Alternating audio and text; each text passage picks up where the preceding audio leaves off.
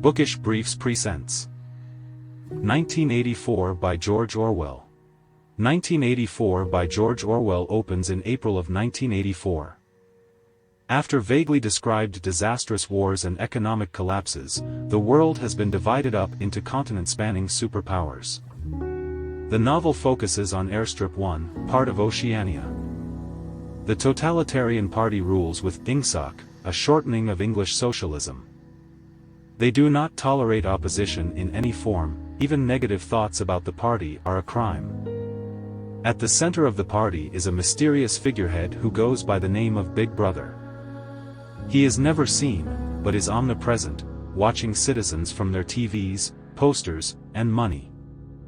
Big Brother is a source of fear, but also adoration. He is, as the posters state, always watching. This is a reference to the enormous amount of surveillance the party and the thought police utilize on every street, in every building, and in every room. The protagonist of the novel, Winston Smith, is a member of the Outer Party. He has a job in the Ministry of Truth that places him at the level of an office worker. Winston is responsible for rewriting history by destroying and rewriting newspaper articles. Often this means erasing from the record those who have been disappeared by the party or rearranging events in order to suit a new narrative promoted by the state. Winston hates the party and is miserable in his everyday life. Winston is seen at the beginning of the novel with a diary he bought from Mr. Charrington, the owner of a second-hand shop. He has to hide the book whenever he writes in it so that the television can't see it.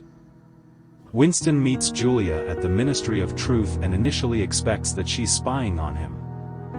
Later, after handing him a note confessing her love for him, Julia and Winston draw close to one another. This is a serious act of treason against the party, as all relationships are supposed to be conducted only for the creation of children. Julia also dislikes the party, but she's more interested in escaping than becoming part of a revolution.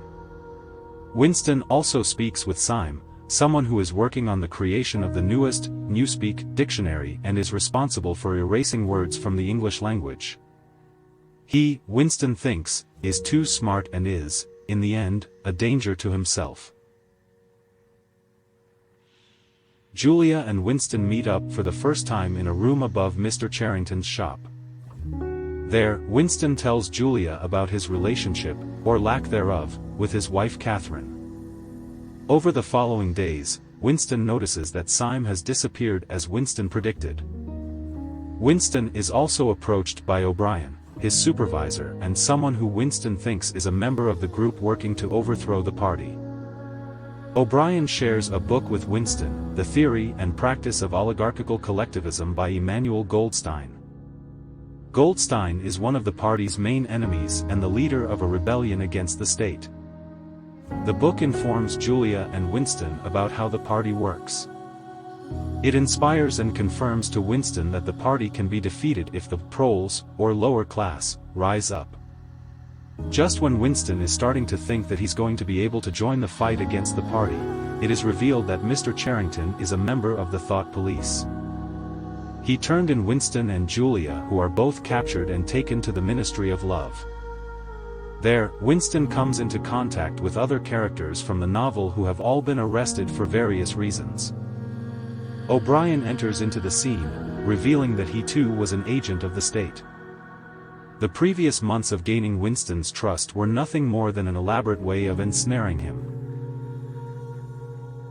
Winston is trapped in the Ministry of Truth for a number of months. Over this period his mind is rearranged through torture and humiliation. He's forced to confront his deepest fear in room 101. For Winston, this means rats. It proves to be the thing that makes Winston betray Julia. Later, after he has been successfully brainwashed, he is released. Winston and Julia, who was also tortured, meet again in a park, but the two no longer have any interest in one another. The novel concludes with Winston celebrating the reported victory over Eurasia and reveling in his newfound love for the party.